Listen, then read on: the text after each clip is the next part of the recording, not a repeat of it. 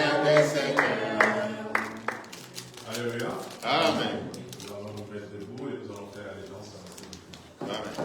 Amen. Il est le roi. Le roi des Seigneurs des Seigneurs. Son nom c'est Jésus. Jésus, Jésus, Jésus.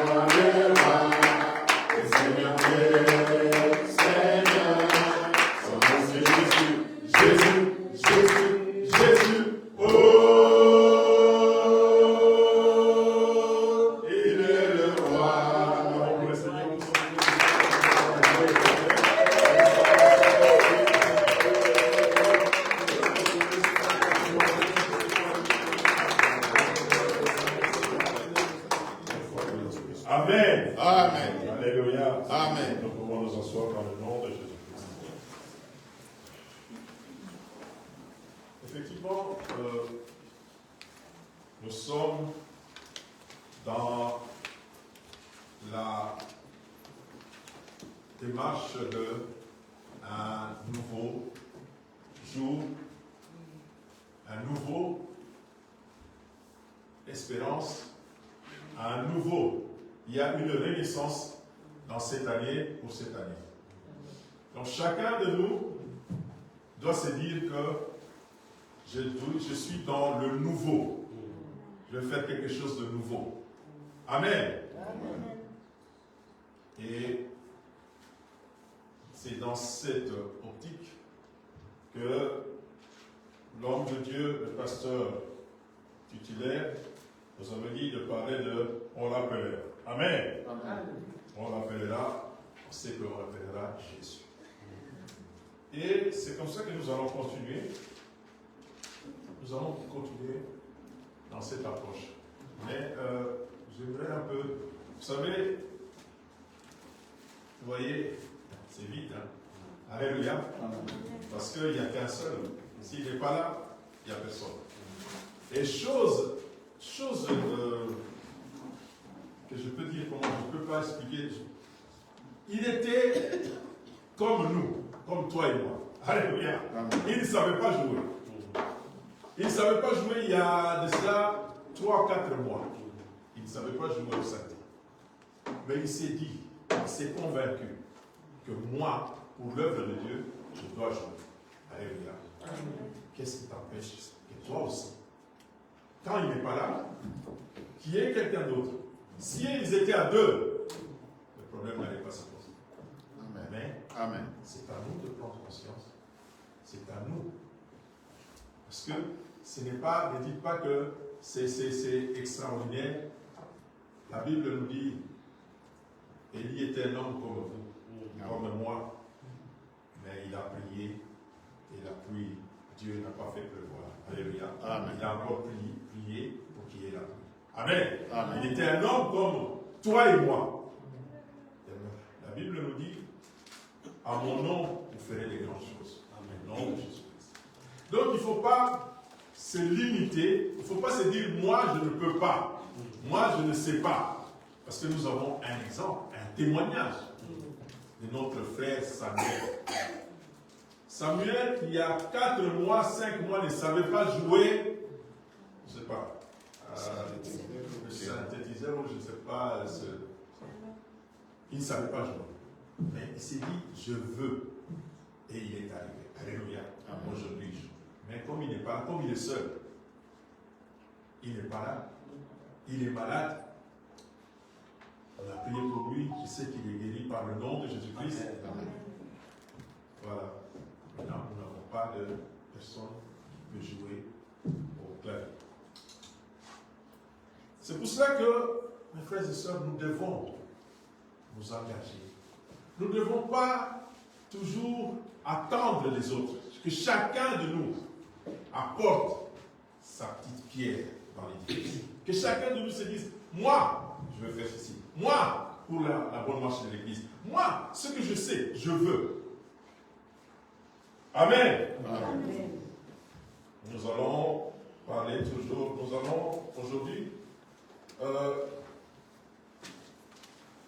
parler de... Nous allons ouvrir le livre.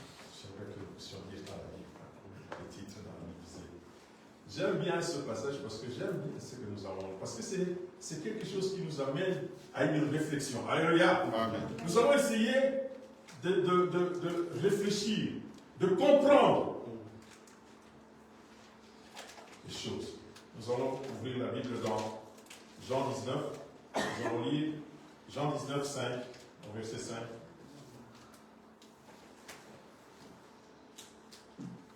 Je lis la parole du Seigneur dans Jean 19, verset 5. Amen.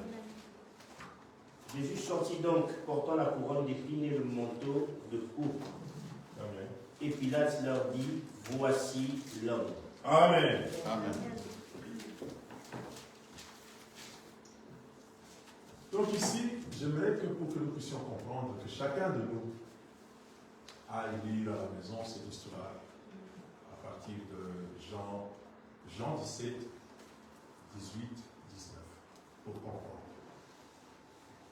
Mais là, ce que je veux que nous puissions comprendre aujourd'hui, c'est que on voit dans ce discours, dans ce passage biblique, il y a deux mondes qui s'affrontent. Alléluia. Amen. Il y a deux mondes qui s'affrontent. Il y a le monde temporel que nous connaissons, que nous voyons, que nous vivons, et il y a le monde intemporel. Il y a la créature et les créateurs qui s'affrontent. Et c'est à nous de nous situer. Où es-tu par rapport à ça? Ici, l'histoire, on nous dit Pilate, qui représente le pouvoir temporel, qui avait tous les atouts, les attributions, le pouvoir, l'argent, la puissance militaire, l'autorité, la reconnaissance officielle de Rome. Il était le représentant de Rome. Vous savez, à cette époque, Rome était la première puissance mondiale. Rome avait conquis le monde. Il avait même conquis la Judée, la Galilée, toutes ces parties. C'était sous la domination romaine. C'est ainsi que le président, on peut dire, le représentant de l'empereur romain, c'était Pilate, en Judée. C'était lui qui était le représentant. C'était lui qui dirigeait. Et les Juifs qui étaient là, ils étaient sous domination des Romains, ils dépendaient des Romains. L'argent, c'était la monnaie romaine qu'ils utilisaient. L'administration, c'était l'administration romaine. C'était les Romains qui dirigeaient. Les subalternes, les petits agents, c'était les Juifs qui étaient là. Mais comme les Juifs s'étaient un peuple assez difficile à maîtriser, Rome avait accepté qu'ils puissent célébrer leur culte. Ils avaient gardé leurs chefs religieux, ils avaient gardé leur temple, ils avaient leurs habitudes, leurs traditions. Ils avaient leur chef.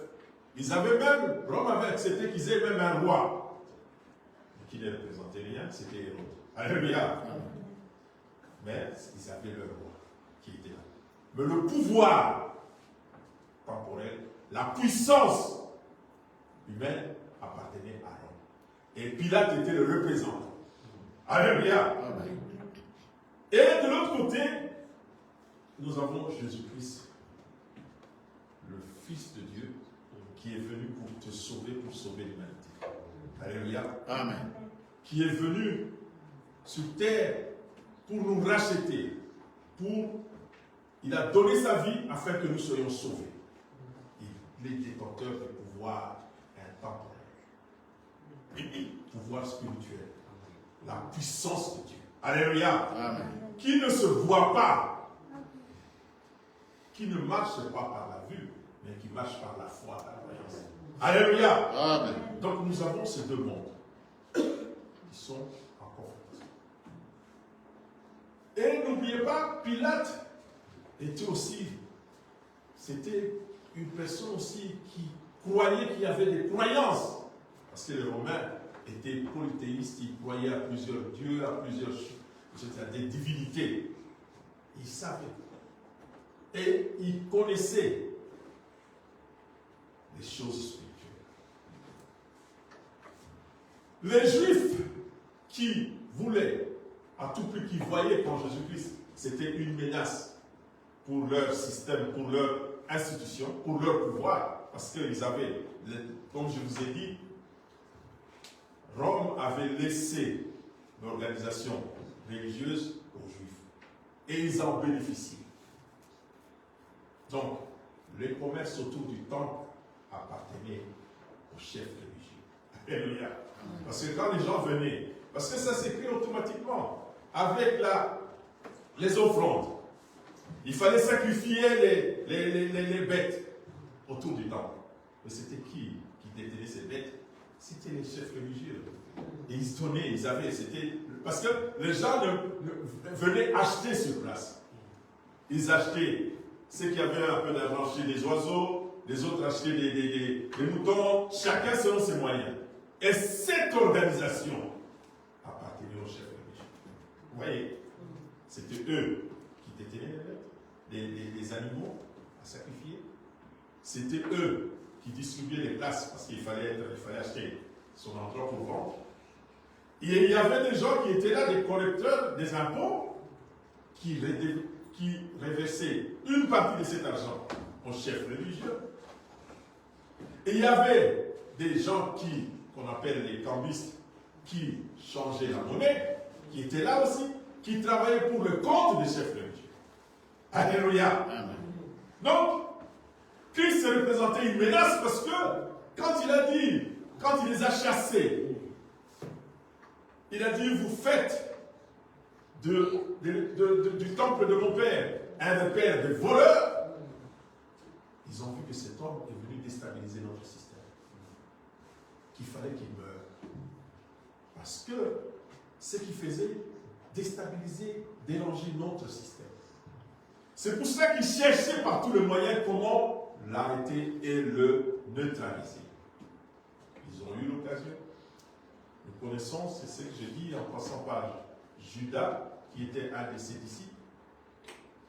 Judas, poussé par le diable, a cru que, comme chacun, il a cru qu'il pouvait soutirer de l'argent et il est allé livrer Jésus.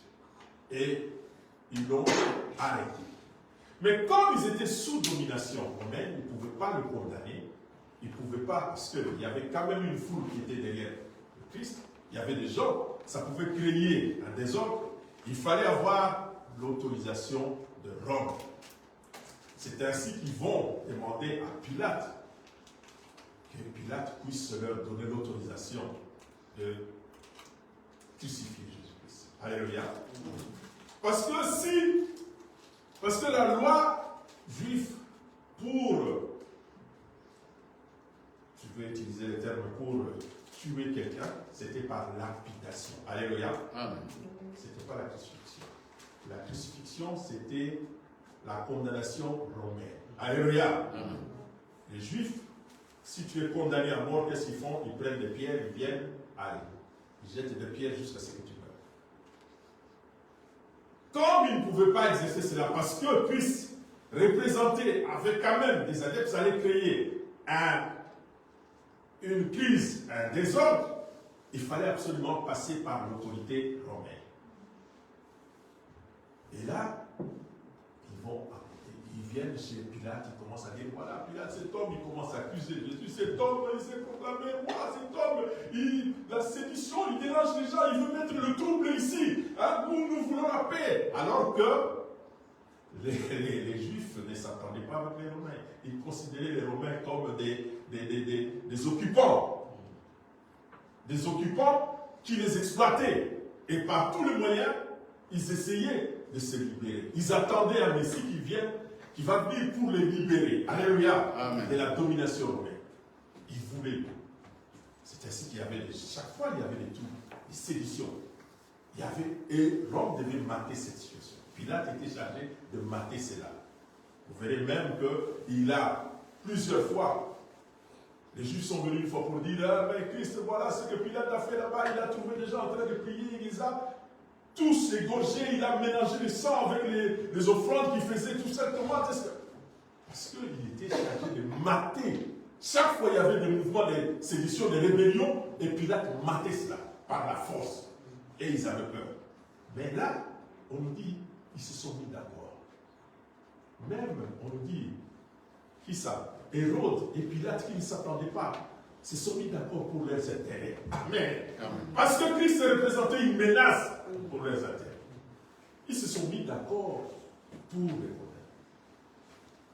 Mais on nous dit, ils viennent. Pilate regarde, observe Jésus-Christ. Il lui pose des questions. Il dit, mais cet homme, peut-être il est exalté, mais je ne sais pas, mais je ne crois pas. Nous allons lire dans Jean 18, 35, 36, Jean 18. Jean 18, 35, 36. La parole du Seigneur dans Jean 18, 35, 36.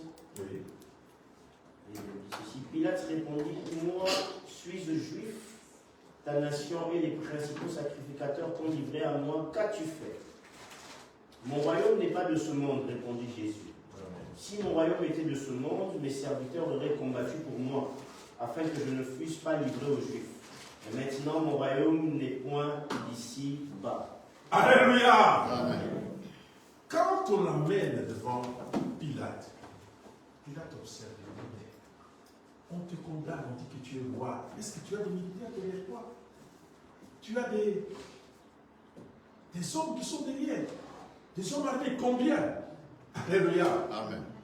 Comme on raconte une fois que Staline, quand il voulait menacer l'Occident, il voulait menacer avec ses... Et on lui a dit, mais le pape te conjure de ne pas attaquer, de ne pas aller à Varsovie, Pologne, tout ça.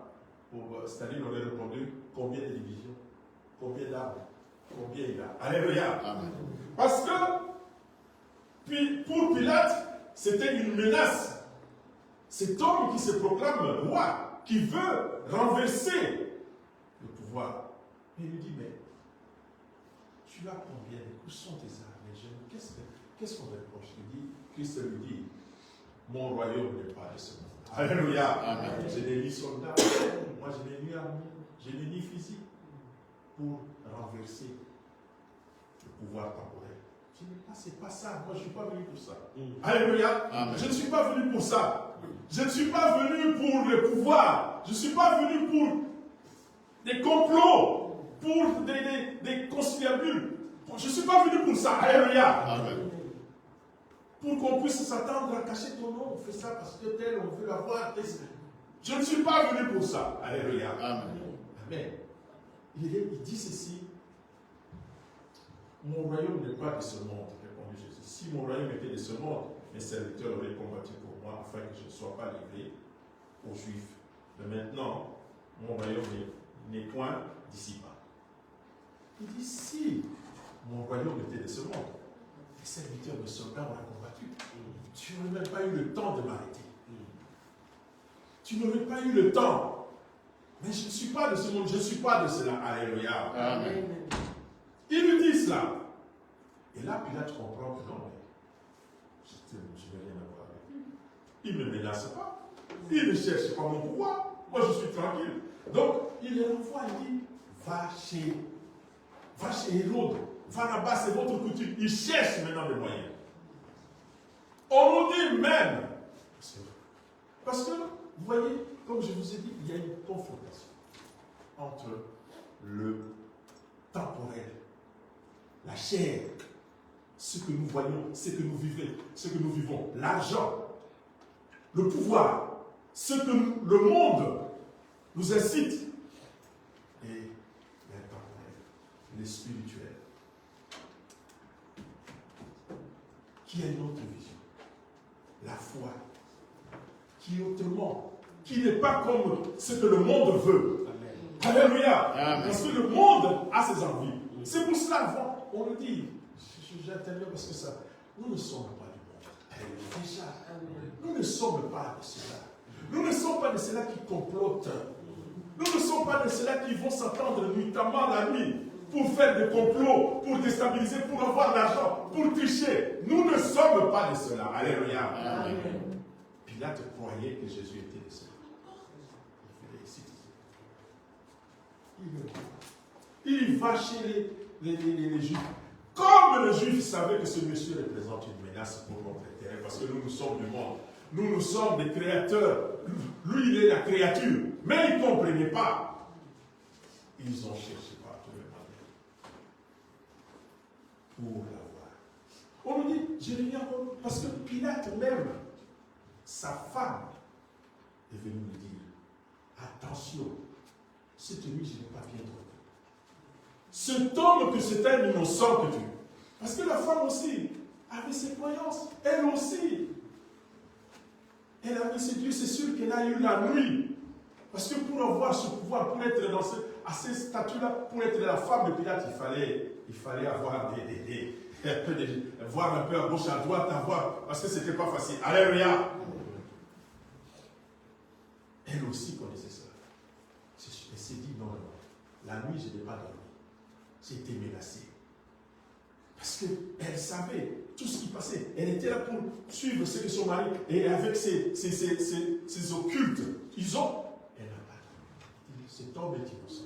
Ne cherche pas ce que le sang de cet homme tombe sur nous. Moi, je ne veux pas. Parce que je sais qu'il est innocent. J'ai regardé. Alléluia. Amen. Parce que le diable sait que tu es enfant de Dieu. Alléluia. Amen. Il sait que tu appartiens à Christ. Il sait que tu n'es pas de son côté. Tu ne lui appartiens pas. Alléluia.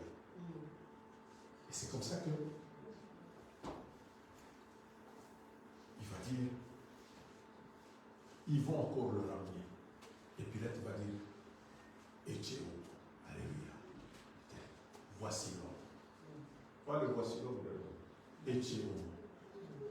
Voici l'homme que vous cherchez là. C'est un innocent. Il n'est pas de ce monde. Il n'est pas comme vous. Vous qui vivez par la vue, qui cherchez à tout moment le pouvoir matériel. Vous qui cherchez à tout prix, vous dites que non, pour être bien, je dois avoir des biens matériels le plus possible. Dieu est venu pour que moi, je sois que je puisse toujours avoir plus, alléluia, matériellement. Il n'est pas dans ça. Il n'est pas dans cette démarche, dans cette logique. Eux, ils vont, les Sanhédriens, groupe des Juifs, leur association des prêtres juifs, parce qu'ils étaient aussi ils avaient leur association où ils se réunissaient. C'était les Sanhédriens, tous ils étaient ensemble et chaque année il y avait un chef. Ils élisaient un chef pour diriger l'année, c'était lui le chef comme le pape, hein, la curie romaine, les cardinaux, et puis il y a le pape. Le Sanhédrin aussi c'était comme ça. Et il y avait Arc, c'était Caïphe, qui va se dire non. Il te demande, tu es fils de Dieu. Il cherche par tous les moyens. Tu es fils de Dieu, tu es Dieu. Il dit, vous le dites. Alors pour l'accuser, il déchire ses habits. Ah, comme le souverain sacrificateur a déchiré ses habits, c'est fini. Il n'y a plus de... Donc on doit l'exécuter. Alléluia. Amen. Ils l'ont ramené chez Pilate encore, pour que Pilate décide, parce qu'il a dit, nous, on est convaincus qu'il faut éliminer cet homme. Parce que maintenant, qu'est-ce qu'ils comprennent? Ils disent, si tu le laisses, c'est que tu es ennemi de l'empereur. Parce qu'il s'est proclamé roi. Or, nous n'avons pas d'autre roi que l'empereur. Alléluia. Vous voyez comment alors que de tout temps, ils n'ont jamais reconnu l'empereur comme étant leur chef. Ils ont toujours été contre. Ils ont toujours créé des troubles. Mais là, pour leurs intérêts, c'est ainsi. L'homme, ne vous fiez pas à l'homme. La Bible dit malheur à l'homme qui se confie à l'homme. Parce que l'homme va te décevoir. L'homme est capable de changer. Mais on nous dit, Dieu ne change pas. Ce qu'il a dit, c'est ce qui va s'accomplir. Il veille sur sa parole pour l'accomplir. Mais l'homme est infidèle. L'homme peut changer selon les intérêts. L'homme peut... Là, il change parce qu'ils se disent non. Si toi tu me laisses, nous allons tuer l'ennemi de l'empereur. Nous allons écrire à l'empereur pour dire tu es ennemi. Et c'est ton. Tu es ennemi. Alléluia. Nous allons lire dans Jean 19.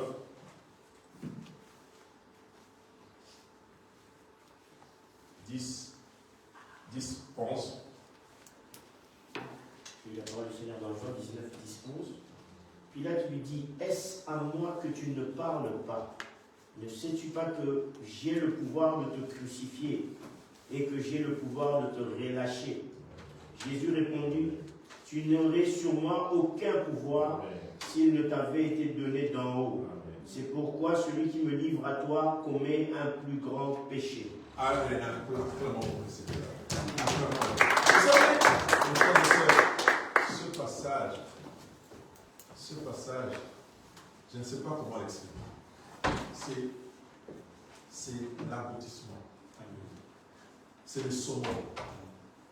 C'est là qu'on voit cette confrontation entre le pouvoir temporel et l'intemporel. Entre la créature qui se croit et le créateur. Alléluia. Amen. Pilate lui dit, après tout ça, il s'est dit, mais comment? Tu ne dis rien, ces gens t'accusent, tout ça, mais moi je te vois innocent. Prouve-moi quelque chose, dis-moi quelque chose pour que je puisse te relâcher. Il dit, ne sais-tu pas, tu ne reconnais pas que j'ai le pouvoir, j'ai ce pouvoir de te condamner et de te relâcher. Alléluia. Amen. Effectivement, dans la vie aussi, nous sommes butés à des problèmes. Tu arrives dans une situation où cette situation, ce problème te dit, ne sais-tu pas que c'est moi? J'ai le pouvoir sur ta vie de décider sur toi. Combien de fois avons-nous été confrontés?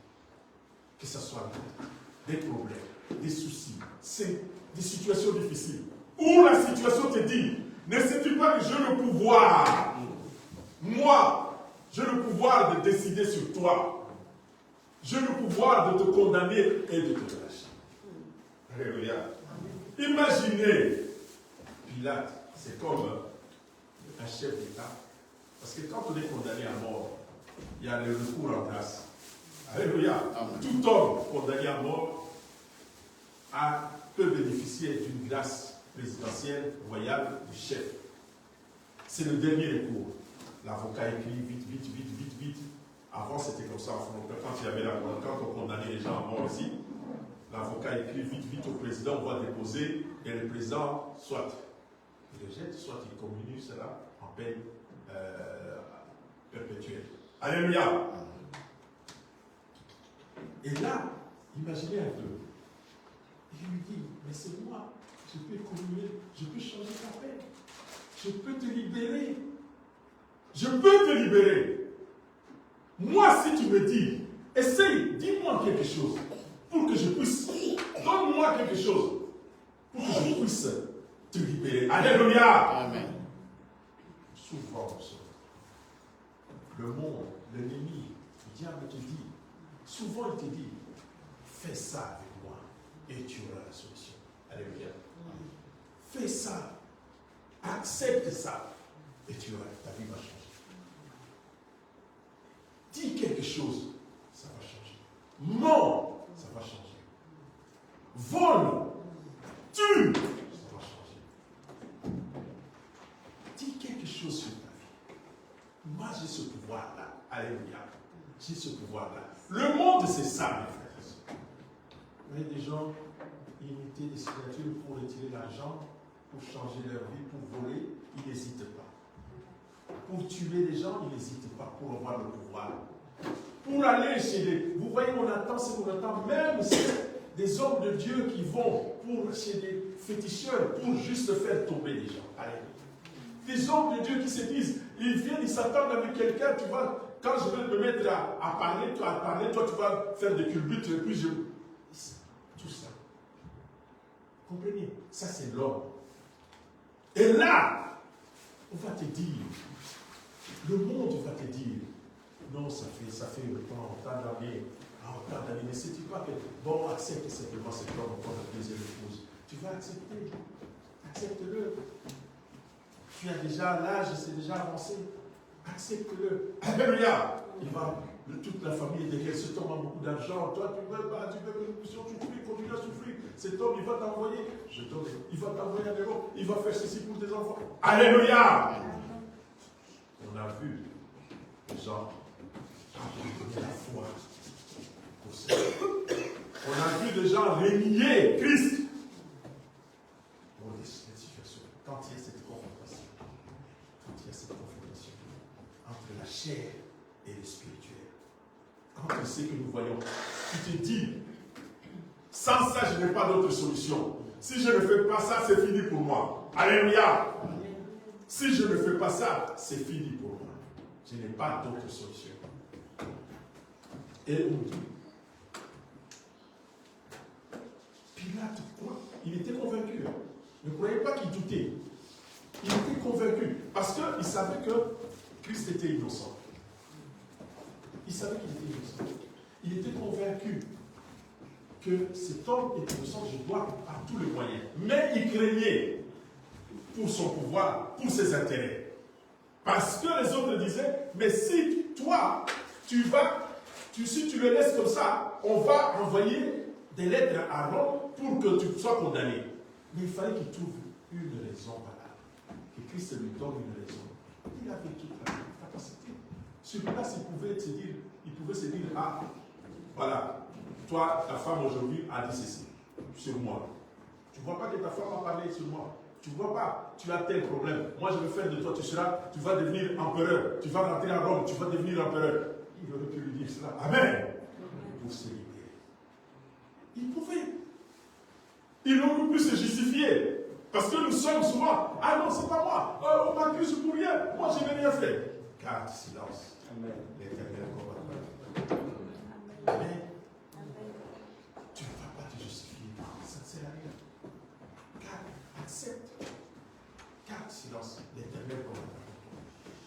Et là, il aurait pu dire, mes frères et sœurs, imaginez chacun. Parce que ce n'est pas simplement une histoire, une histoire facile, parce que tu sais, toi tu es déjà, tu es libéré de ce péché, ça ne te fait rien. Alléluia. Comme moi, la cigarette, je peux être avec des tonnes de gens qui fument. Je ne vais jamais fumer. Alléluia. Jamais. C'est facile. Parce que je suis comme ça. Mais il y a d'autres situations. C'est là que tu dois te dire non. Alléluia. Quand il se pose devant toi, là où tu es faible. Et mes frères, on nous dit, Jésus, écoutez la réponse de Christ. Il n'a pas dit, ah, tu fais ce que tu veux. De toute façon, j'ai ma voix qui est tracée. Il aurait pu garder silence, mais il lui dit, tu n'auras sur moi aucun pouvoir. Tu n'as aucun pouvoir sur moi, parce que je ne dépends pas de toi. Alléluia. Tu n'as aucun pouvoir sur moi. Dis à cette chose qui te dérange, qui n'a aucun pouvoir sur toi. Tu ne lui appartiens pas. Tu n'es pas de ce monde. Tu n'es pas avec lui. Il n'a aucun pouvoir. Il ne peut pas te... Parce que toi, tu es en dehors de la créature. Amen. Tu es dans le Créateur. J'ai toujours dit, ce micro que je tiens, moi je suis en dehors. Je le vois. Mais celui sur le micro ne peut pas décider. Ne peut pas de lui-même tomber. Moi je peux le faire tomber. Je peux le faire, je guide. Parce que je suis en dehors. Je le contrôle. Alléluia. Amen. Vous comprenez cela? C'est pour ça qu'il lui dit, tu n'auras sur moi aucun pouvoir. Je te retire, je te dénie le pouvoir de contrôler ma vie. Amen. Dis cela à cette maladie. Amen. Dis cela à ce problème qui te dérange. Dis cela à tout ce qui t'agresse. Dis cela. Tu n'auras aucun pouvoir sur moi. Parce que je ne t'appartiens pas. Il n'y a aucun lien. Il n'y a aucun lien entre toi et moi pour que tu puisses décider de... Je ne crois pas à ton pouvoir. Je ne participe pas à ton pouvoir. Je ne suis pas de ton pouvoir. Alléluia. Amen. Je ne suis pas là. Je ne suis pas celui qui va t'acclamer, qui va dire, ah non, qui a besoin de ton argent. Non, je ne suis pas là. Je n'appartiens pas à cela. Vous comprenez? Amen. Parce que moi, je suis le citoyen céleste. Alléluia. Moi, j'appartiens à Christ. Ma vie est autre. Alléluia. Amen. Amen. Moi, je suis. Il faut que tu exprimes cela. Moi, je vis par la foi. Je ne marche pas par la vue. Je vis par la foi.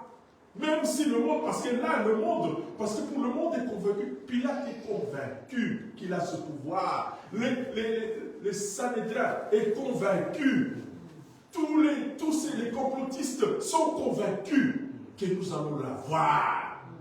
Nous allons l'éliminer. Parce que pour eux, la fin, c'est la mort. Alléluia. Or, Christ est la vie éternelle. Alléluia. Eux, ils sont dans cette logique.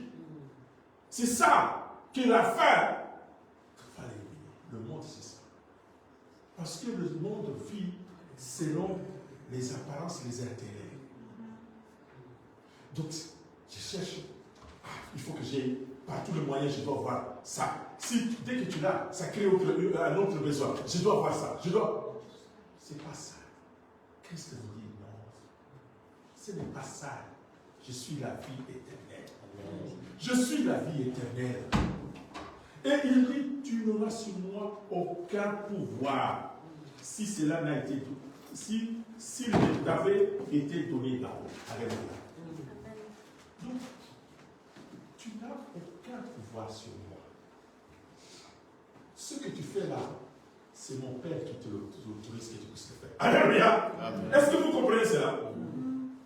Donc, moi je dis, ce que je vis, ce n'est pas le monde qui me l'impose. C'est parce que mon Père le permet. Alléluia. Amen. Parce que lui, il permet cela. Or, comme il sait, on nous dit, il a un plan merveilleux. Alléluia. Amen. On nous dit, toutes choses concourent au bien de ceux qui aiment Dieu. Alléluia. Amen. Alléluia. Amen. Nous allons lire cela. Nous allons lire d'abord, toujours en regardant cela, nous allons lire dans Colossiens 3. Colossiens 3.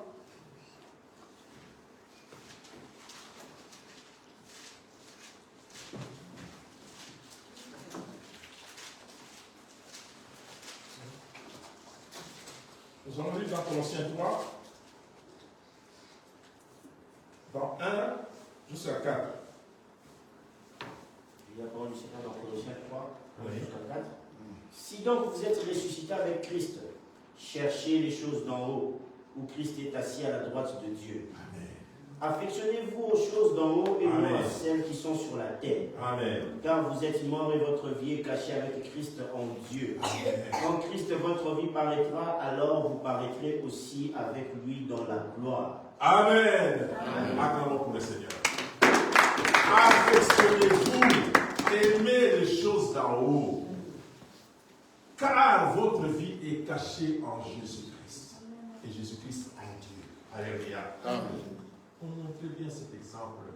Vous savez, la poule, quand elle picore, quand elle voit un cafard ou quelque chose qui coule, il peut la voir facilement. Alléluia. Mais si la poule entre dans la bouteille, la poule a beau picorer, taper la bouteille, il ne va pas avoir. Il va juste se casser les dents. Alléluia. Il va se casser son bec. Vous comprenez?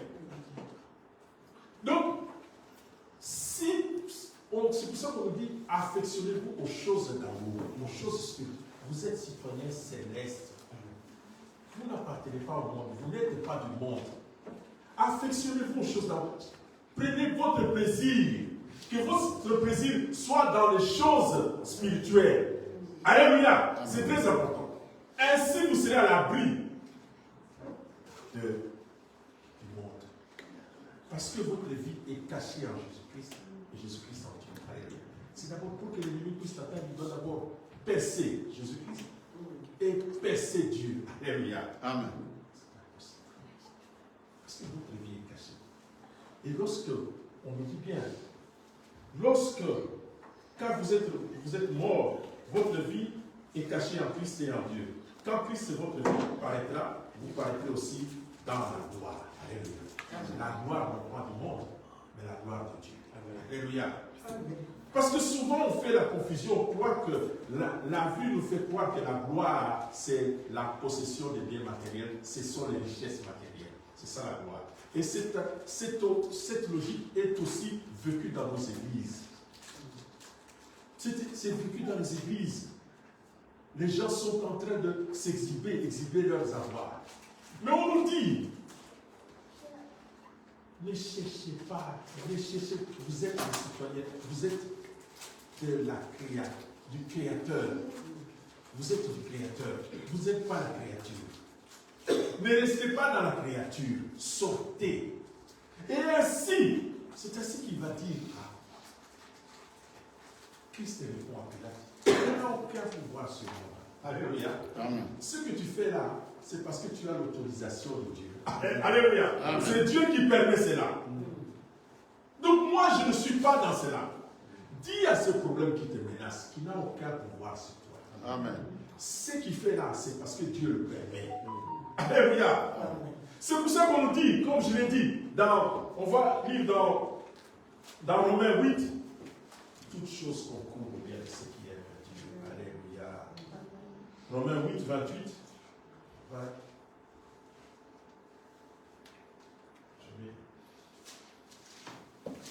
J'ai la parole du Seigneur dans Romains 8, 28. Nous savons du reste que toute chose concourt au bien de ceux qui aiment Dieu et de ceux qui sont appelés selon son dessein. Amen. Tout à fait. Pasteur, encore, nous savons du reste. Toute chose, tout ce qui t'arrive, concourt, on dit, concourt au bien de ceux qui aiment Dieu. Donc, tout ce qui t'arrive, que ce soit bien ou mal, s'entre dans le plan de Dieu. Alléluia. C'est dans le plan de Dieu. Concourt au bien de ceux qui aiment Dieu. Donc c'est un point positif pour ceux qui aiment Dieu. De ceux qui sont appelés selon son dessein. Ceux qui a choisi. Ceux qui sont dans la création. Qui ne sont pas la créature. Qui sont dans la création. Alléluia. Amen. Qui sont en dehors de la créature, qui sont en dehors du monde, qui sont en dehors de ces choses que nous voyons. Toutes ces choses qui nous arrivent. Ne vous dites pas que c'est non, pourquoi est-ce que Dieu me laisse comme ça? Non, Dieu sait, alléluia. Il te connaît, il voit, alléluia. Il te prépare un plan. Il y a un chemin de sortie. Il y a quelque chose parce que tu es dans le plan de Dieu. Et le plan de Dieu, c'est que tu sois dans le succès, que tu sois glorifié. Selon l'approche de Dieu. Alléluia. Pas selon le monde. Parce que, c'est ce que je dis toujours, nous croyons que ceux qui ont, c'est les biens matériels qui font l'assurance qui apportent la paix. Demandez à ces gens qui ont beaucoup d'argent comment ils sont. Est-ce qu'ils ont la paix? Est-ce qu'ils sont? Demandez-leur. Vous verrez qu'ils ont aussi des problèmes. Comme toi et moi. Donc ce n'est pas ça la solution. Donc la solution, c'est que tu sois dans le plan de Dieu. Et que tu refuses, que tu ne crois pas à tout ce qui tourne, qui te menace, qui t'embête, qui essaie de te déstabiliser parce qu'ils s'imaginent qu'ils t'ont eu. Alléluia. Eux, dans leur tête, ils se disent, ouais, t'osuyé. Non, ils ne t'ont pas eu. C'est rien. Ils ne font qu'accomplir le plan de Dieu. Alléluia. Toi, reste calme. Amen. Pharaon, quand il avait vu Israël bloqué au bord de la mer, il s'est dit, moi je les ai eus. Je les ai eus. Avançons. Les gens commençaient par la vue à dire, maintenant c'est fini pour nous. Oh là là, Moïse, nous sommes morts. Oh là là, c'est fini. Alléluia. Amen. Tu avais à Dieu de garder silence. Moi, je combattais.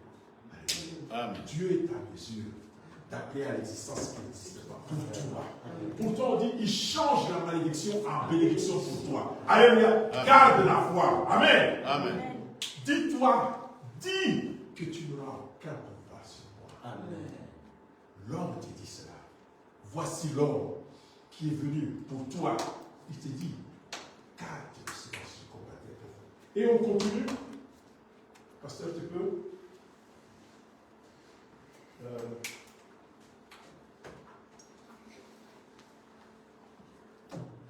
oui, tu continues dans le 9. Le 9, 30 jusqu'à 31. Car ceux qu'il a connus d'avance, il les a prédestinés à être semblables à l'image de son Fils, Amen. afin que son Fils fût le premier-né entre plusieurs frères. Amen. Et ceux qu'il a prédestinés, il les a aussi appelés. Amen. Et ceux qu'il a appelés, il les a aussi justifiés. Amen. Et ceux qu'il a justifiés, il les a aussi glorifiés. Amen. Que dirons-nous donc à l'égard de ces choses? Si Dieu est pour nous, qui sera contre nous? Acclamons pour le Seigneur. Amen.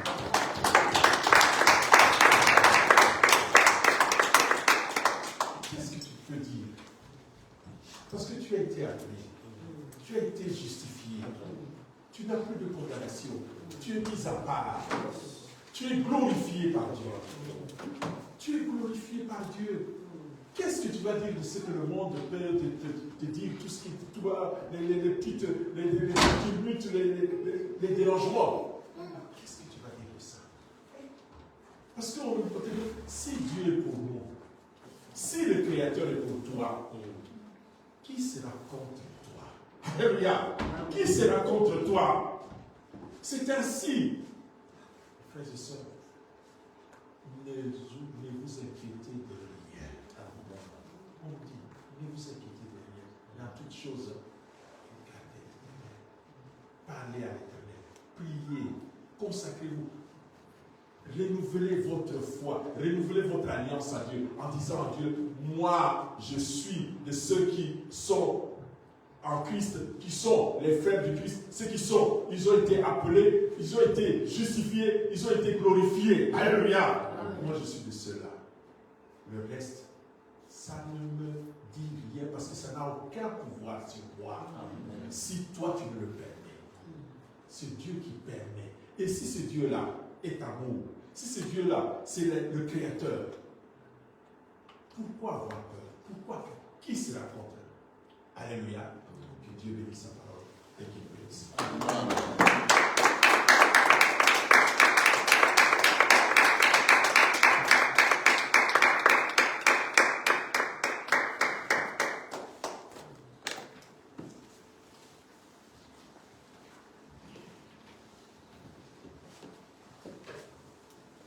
Mais oui, le Seigneur est bon.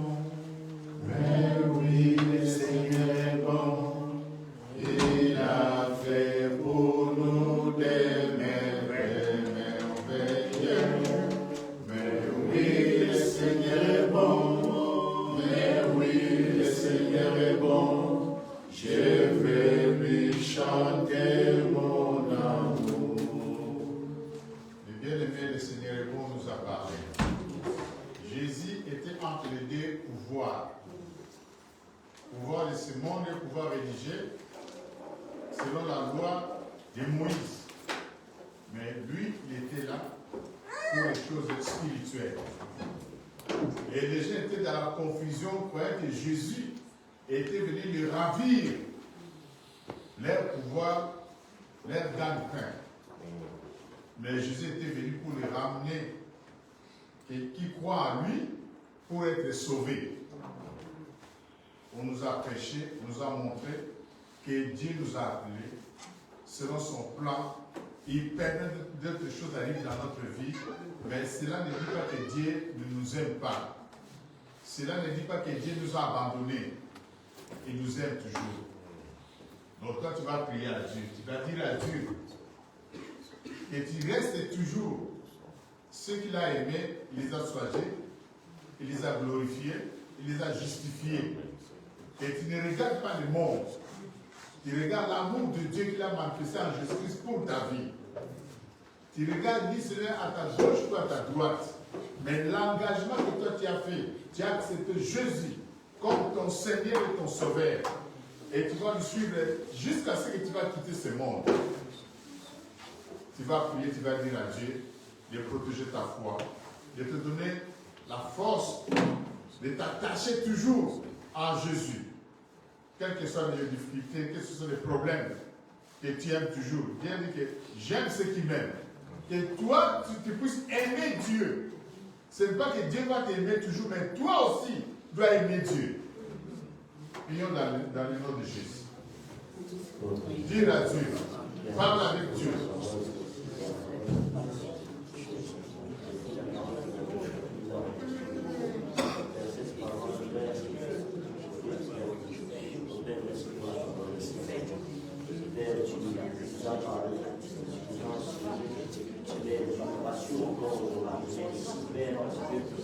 Celui qui s'en a compris dans le Christ, dit aujourd'hui, c'est ce pouvoir que nous avons, nous sommes militaires des choses. Le monde n'a aucun pouvoir, la maladie n'a aucun pouvoir, les soucis, la dépression, la tristesse, rien n'a aucun pouvoir. Là, j'appartiens à Jésus, je suis assis dans les célestes, et l'enseignement de m'affectionner des choses célestes. Là, je le président des gens de tous. Nous-mêmes, nous montrer encore le visage de son pouvoir, il n'était pas attaché. C'est ça qui dira que vous êtes dans le monde, mais vous n'êtes pas des gens. Mais mon père, je reste attaché à Dieu. Car j'ai tant de été Jésus, je suis mon pied père. Les destinées père, depuis le commencement, je suis dédié que je peux faire. Alors,